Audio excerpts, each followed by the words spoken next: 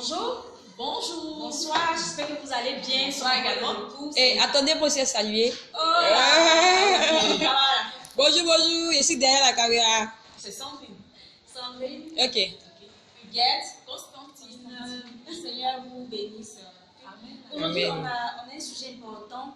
Voilà. Très important. Très important, s'il te plaît. Importance capitale. D'accord, il me rappelle, tu ne pouvez pas dire. De la capitale. Très important. Bon, un sujet très important. Voilà, que Joël va annoncer, Constantine va annoncer. Voilà. Ça va nous éclairer. Franchement, il ne faudrait pas que je sois timide. Il faudrait pas, parce qu'il y a des choses, quand tu es timide là, ça passe pas. Franchement, tu risques d'en mourir, puis tu risques de perdre ta vie. Aujourd'hui, on laisse tous les protocoles de côté. Voilà. C'est la Excusez-nous beaucoup, vérité, il faut qu'on dise la vérité, Non, vérité. ça sera pas C'est pas classique, hein. ouais. Ouais. Voilà. Donc, je commence par le livre. Je commence, hein. Ok. Donc, je vais commencer par le livre de Marc. Ok? Le livre de Marc 10. Je pense que C'est pas grave. on va commencer par le livre de Marc, chapitre 2, verset 16. Je lis. Les scribes et les pharisiens, le voyant manger avec les publicains, d'accord, voyant Jésus manger avec les publicains et les gens de mauvaise vie, dit à ses disciples, pourquoi mange-t-il et boit-il avec les publicains et les gens de mauvaise vie? Au verset 17, ce que Jésus ayant entendu, il leur dit, Jésus est trop puissant. Eux, ils sont au fond là-bas, et puis il les a entendus. Dans les têtes, hein. Dans les têtes, hein. Non, ils étaient en train de parler avec les disciples. Jésus était à l'écart avec les gens de mauvaise vie. Ok. Et puis les pharisiens là, et puis les disciples à part pour dire, mais pourquoi votre maître là, il est en train de manger avec ces gens? Ah, d'accord. Alors Jésus lui a dit, c'est impuissant. Ok, non, verset 17. Jésus ayant entendu, il leur dit, ce ne sont pas ceux qui se portent bien qui ont besoin de médecins, mais les malades. Je ne suis pas venu appeler des justes, mais des pécheurs. Donc, Amen. ok, Marc nous dit quoi? Malade égale à pécheur. D'accord? Donc là, on se retrouve de quoi? Qui parle de maladie, parle de Hôpital. Ok? Donc Jésus, qui a décidé de bâtir son église sur Pierre, il avait décidé de bâtir son église. Donc, les églises, je vous apprends aujourd'hui que vous êtes des hôpitaux. Okay. Donc toi le prophète, à la base le pasteur, tu m'excuses, mais je termine. Donc toi le prophète, toi le pasteur, il est le médecin. Tu es un médecin. Voilà. Qu'il le sache, ça c'est d'entrée de jeu. Maintenant, qui sont les malades? Aïe. Le malade, c'est le pécheur. C'est le malade, c'est le pécheur. Je sais pas, si tu sais que tu es mal dans ta vie, que ce soit spirituel ou physique, voilà. Donc, maladie spirituelle, on peut citer les maladies. Le maladie spirituelle, c'est-à-dire quoi? Tes parents t'ont attaché en sorcellerie, mais la maladie se développe physiquement. C'est-à-dire tu vas à l'hôpital, on ne comprend pas, on fait des analyses, on dit, le docteur te dit, à l'hôpital normal, on ne peut pas soigner. C'est-à-dire que tu peux avoir, la maladie peut se révéler par rapport à la lettre, je peux dire comme ça. Ou bien par une fièvre, ou bien tu maigris. On peut dire qu'à la base, toute maladie est spirituelle et elle peut se dévoiler de manière physique. Voilà. Parce Donc, que tu sais, parce qu'en effet, il y a des maladies même là que tu ne vois pas, mais tu sais que tu es malade dans ton corps. Hein. Oui, ça, ce sont les maladies invisibles. Elles sont spirituelles. Effectivement. Voilà. Donc, ce genre de maladies. Les maladies qui relèvent du visible et de l'invisible. Voilà. Donc, tu te rends à l'hôpital, le médecin va passer. Quand tu ressens en vérité, je ne vois pas. Après plusieurs analyses, il va dire, je ne vois pas. Donc, il y a ce cas de maladie. Donc, il y a cette maladie qu'on ne voit pas, mais tu ressens le mal. Toi, le malade, tu ressens le mal. Or, il est spirituel, on t'a attaché au village. Voilà. C'est tout ça. Donc, parmi les maladies, quand on se réfère encore à la Bible, la maladie, on a dit le malade, c'est le pécheur. Donc, parmi les malades, il y avait quoi? Il y avait des maladies physiques, c'est-à-dire des maladies physiques, telles que la lèpre, telles que la paralysie, et les boiteux, que Jésus a opéré des miracles, il a guéri. Parce qu'il était médecin. Par excellence, Jésus est médecin par excellence. Okay? Donc il a dit, je suis venu pour cela. Je ne suis pas venu pour les bien portants. Donc les justes, voilà, on va définir ce que c'est qu'un juste. Un juste, c'est celui qui n'a pas de problème avec Jésus. Celui même qui n'a pas de problème avec Jésus. Qui n'a pas de problème avec Jésus. Il t'a rien fait. Il t'a rien fait. Il faut rien dire sur lui. Oui, voilà. Il t'a rien fait. Au contraire, tu dois lui dire merci. Ou tu dois rester dans ton coin tranquillement. comme il y a eu des gens en Israël qui sont restés dans leur Après, on pays. est honnête, en fait, avant de dire quoi que ce soit sur nous. Voilà. C'est-à-dire, tu restes dans ton Sinon, on pays. te classe dans le lot des injustes. des injustes. Voilà. Mais malgré ça, si tu es injuste, il est venu pour toi. Parce Parce qu'il qu'il dit, dit, je n'ai pas, tout le il monde dit à que la je n'ai base. pas de problème avec les justes. Les justes ont déjà hérité du royaume des cieux. Les justes ne sont pas Donc, il est malades. venu pour tous ceux aussi qui ne le Voilà. connaissent pas, pour ceux qui sont malades. Voilà. Et puis, que ce soit, voilà, j'aimerais Vraiment, définir. que ce soit spirituel. Voilà, donc je vais définir. Voilà. Donc le juste, c'est celui qui dit que Jésus n'a pas de problème avec lui, celui qui n'a pas de problème aussi avec Jésus, ok? Donc, et puis celui également qui aime la justice. C'est-à-dire qui respecte les lois de Dieu. Les lois de Dieu, c'est-à-dire il ne vole pas, il ne commet pas de meurtre, il ne tue pas, il n'a pas d'adultère, voilà. C'est-à-dire souvent il peut y avoir, il y a des tontons, les riches façons, là, ils sont sages d'une manière, c'est-à-dire il n'y aura pas de problème, ils sont gentils, ils aiment. Ils sont charitables. Mais il n'aura pas besoin d'être chez les tontons, même les vieux tontons au quartier, là, ils sont au calme. Au calme. Le vieux du quartier, il est Il au calme, il aime l'homme. Ils calme. Ils aident. C'est tout. Quand il entend des choses, il est juste dans ses Il a l'amour décisions. quand même dans son Il est cœur. juste dans son raisonnement. Le vieux là, il est juste. Voilà, même si tu viens lui parler de Jésus, il va t'écouter. Même si Après, il va te le... dire, mon frère, c'est pas des mais ça peut être des jeunes aussi. Hein. Ça peut être des jeunes aussi. Hein. Oui, ça peut être des jeunes. Le juste aussi peut être un jeune. Donc, juste une parenthèse. Mais ici, ce qui nous intéresse aujourd'hui, ce sont les médecins.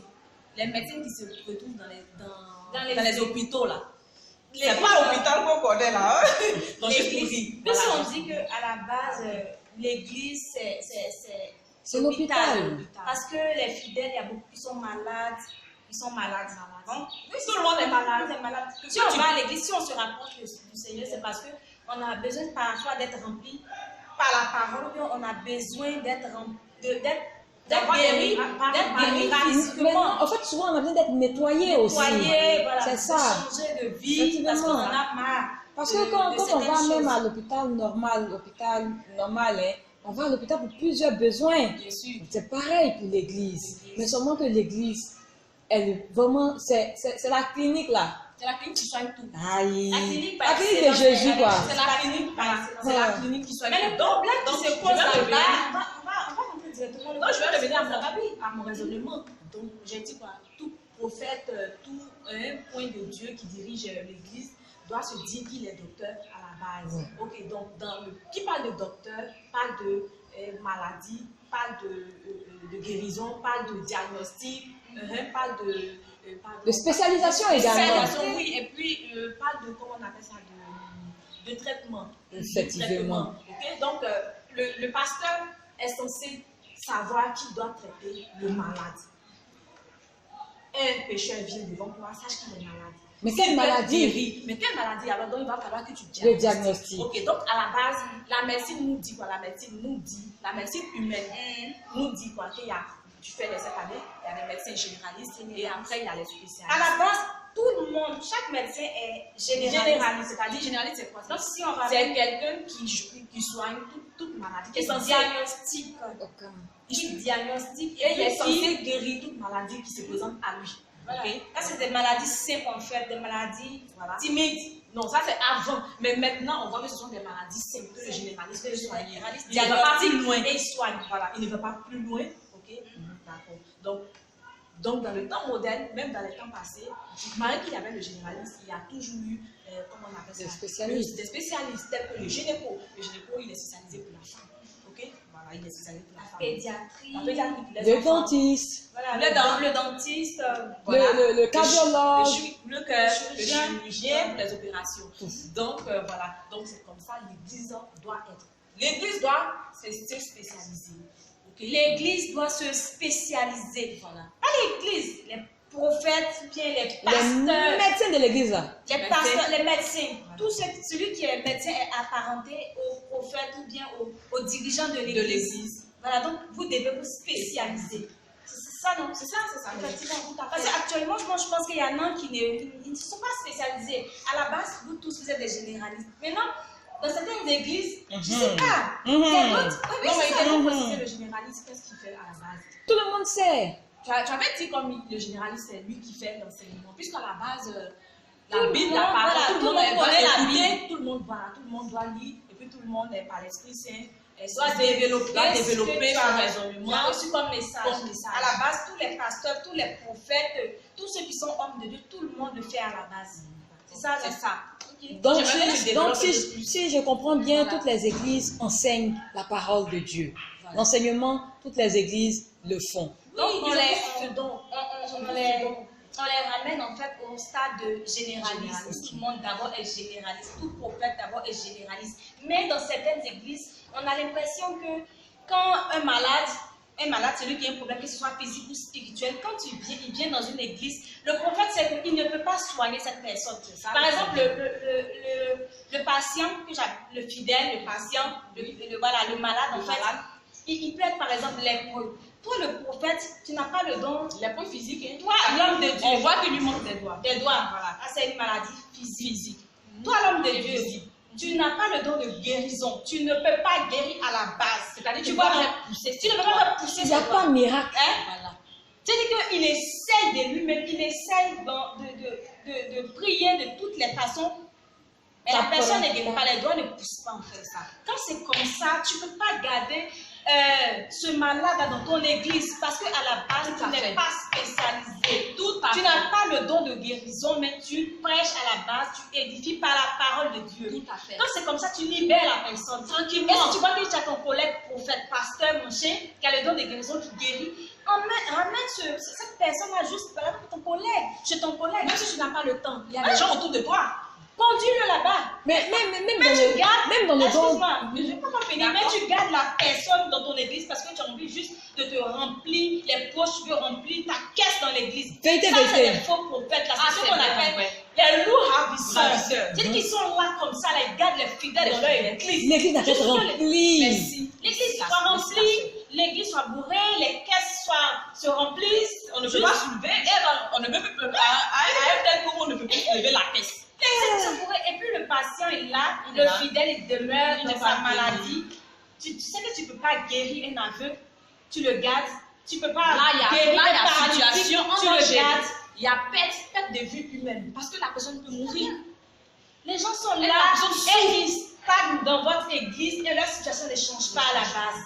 Les situations ne changent pas et tout, ils accusent le Seigneur, ils accusent Jésus, ils accusent Dieu, ils accusent les Donc, il vient pour revenir. Mais c'est vous là, c'est pour revenir, j'aimerais vraiment qu'ils écoutent, qu'ils regardent bien cette vidéo, franchement, parce qu'il faut qu'on cite un peu ces genres de maladies comme ça. Toi, pasteur qui est concerné, tu vois ce genre de maladies, si tu vois qu'il y a la lèpre dans ton église, que depuis la pousse, tu n'as pas de guérison, ce miracle, tu peux pas le faire. Approche ton fidèle et conduis-le chez un autre pasteur. Tu ne le libères pas. Parce qu'il faut le libérer. Tu ne dis pas, va chez ta raison. Tu lui dis, j'ai une autre solution. Parce que tu connais, tu sais qu'il y a quelque chose. C'est le même Dieu à la base. C'est le même Dieu. Vous travaillez tous pour le même Dieu. Donc, on dit, c'est quoi? C'est l'équipe qui gagne. C'est l'équipe qui gagne. C'est l'église. L'esprit est un. L'esprit est un. Ne soyez pas jaloux entre vous. Ne vous citiez pas. On travaille tous pour Dieu. Pour Dieu. Vous travaillez tous pour Dieu. Et je reprends encore, Dieu a dit, celui qui n'est pas contre moi est avec moi. Je valide. Parce que celui qui parle en mon nom ne va pas venir garder mon nom. Voilà, il y a une question. Je me dis qu'ils se disent, mais il ne faut pas emmener le fidèle qui est malade, soit de la lèpre ou bien qui est aveugle, chez un autre qui guérit, qui fait des miracles. Parce que je ne sais pas d'où il a tiré son pouvoir. Je ne vais pas le conduire en tant qu'homme de Dieu. C'est vrai. Voilà, je vais te poser cette question. Mais à la base, tu n'aimes pas ton fidèle. Parce que Jésus a dit quoi? Celui qui peut laisser sa vie au Père pour un ami, pour que son ami survive. C'est celui-là même que j'aime. C'est celui-là même qui va hériter du royaume. Ne vous dites pas que vous partez chez le féticheur, chez l'homme de Dieu qui a...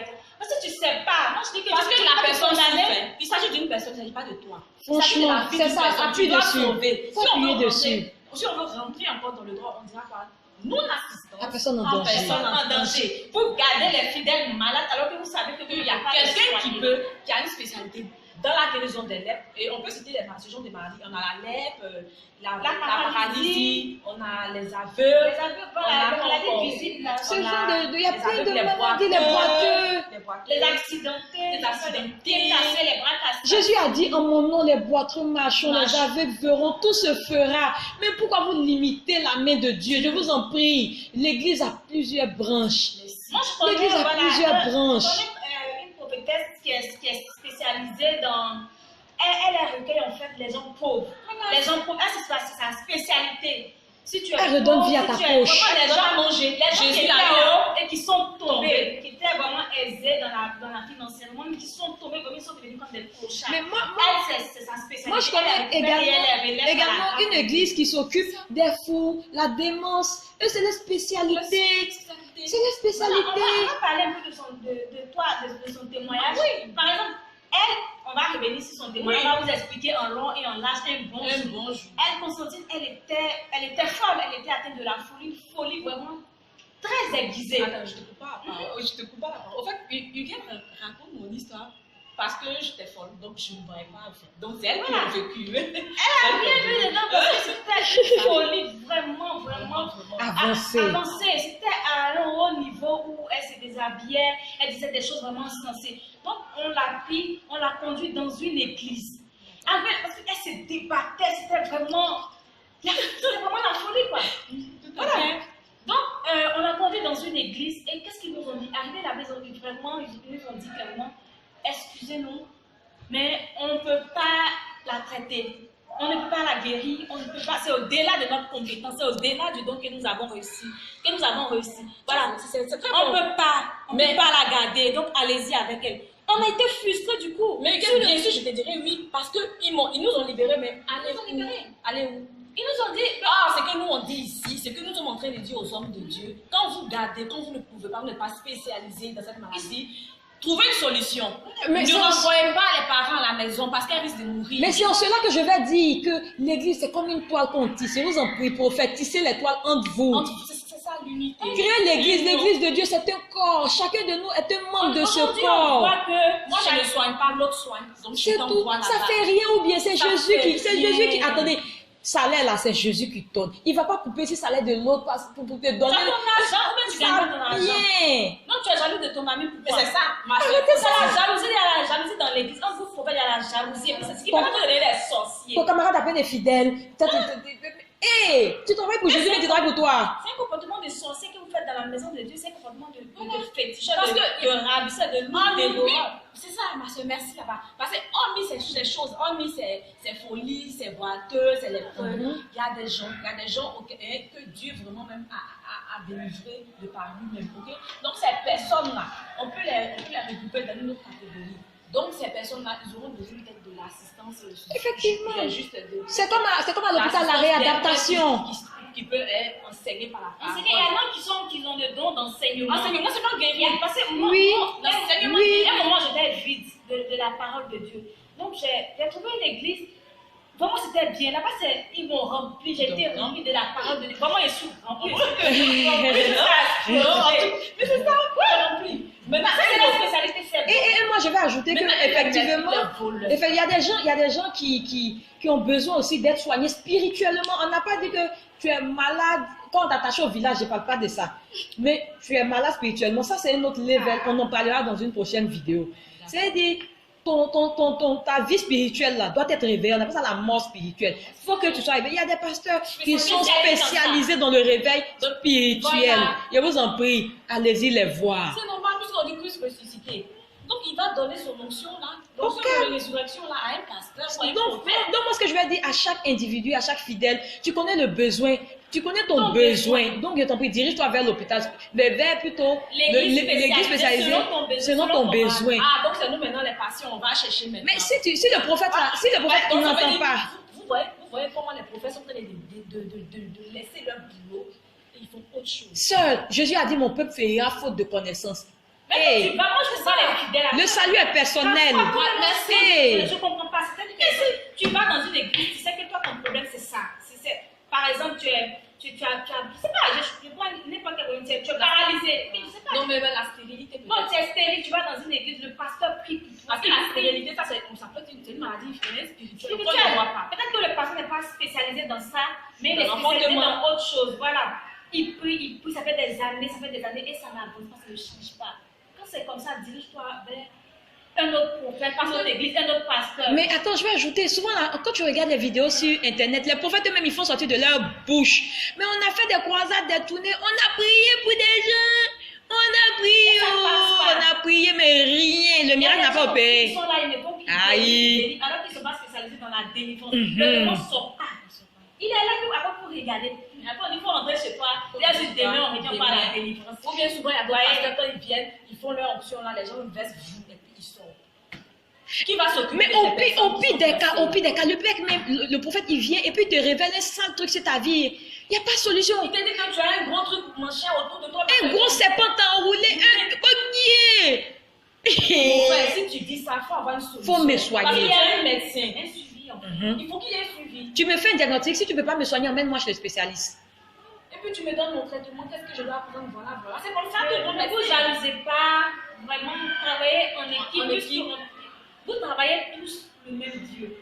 L'église est un même corps. C'est un même corps, c'est une même famille. Qu'ils connaissent, qu'ils sachent leur spécialité. C'est-à-dire, je suis spécialisée en quoi? Seigneur, révèle-moi. N'ayez pas honte, hein. N'ayez pas honte. Parce que même nous, on peut être, comme vous voulez, on peut être ce que vous voulez, peut-être plus petite que vous. Hein? Ok, on peut le dire ainsi, ou bien. Parce que mais l'esprit de Dieu. Mais l'esprit de Dieu n'est pas petit. L'esprit de Dieu n'est pas petit. L'esprit de Dieu, hein? Même s'il habite en un enfant de 10 ans, c'est l'esprit de Dieu. C'est l'esprit de Dieu. Tu ne diras pas que c'est l'esprit de Dieu. L'esprit de Dieu n'a pas 10 ans, n'a pas 50 ans, n'a pas 60 ans. Mais n'est-ce pas Jésus qui, dès l'âge de ce plus bas âge, partait prêcher dans la synagogue et les gens, et les scribes étaient émerveillés par sa doctrine. Les gens plus âgés. Voilà, donc, ils ne sont pas choqués. Voilà, qu'ils sachent à la base qu'ils sont des médecins, et que leur église sont des hôpitaux, et qu'ils doivent être amenés à guérir des maladies pour lesquelles ils sont spécialisés. Pour terminer, franchement, je vais ajouter que ce n'est pas parce qu'ils ne prêtent pas le serment du Boca comme les vrais médecins qui vont penser qu'ils seront épargnés. Je vous en prie. Faites bien votre boulot. Parce qu'au dernier jugement, Dieu va dire. Faites bien votre boulot. Même si il peut donner plusieurs dons, tu peux avoir l'enseignement, tu peux avoir le don de guérison aussi. Mais il y en a aussi qui sont spécialisés juste dans l'enseignement. Il y en a aussi qui ont le don de guérison, de prophétie. Mais tu vois, tu es en train de donner du travail à ces personnes. Parce qu'il y a des gens, il y a des églises que moi, j'ai vu que, excusez-moi du terme, mais il y a des jeunes qui traînent le fait. Ils ont l'onction, mais les dévanciers ne veulent pas les faire pousser. Or, ils se sont des spécialistes à venir. Il y a la jalousie dans les gars, la jalousie en fait. Donc tu vois que on a plus de venir, on va pas vous lâcher, on va pas vous lâcher, mais c'est vraiment spécialisé. Vous laissez les jeunes être des spécialistes et laissez-les à être de bons médecins. Ok, on vous laisse. Et puis à la prochaine vidéo, partagez les gens.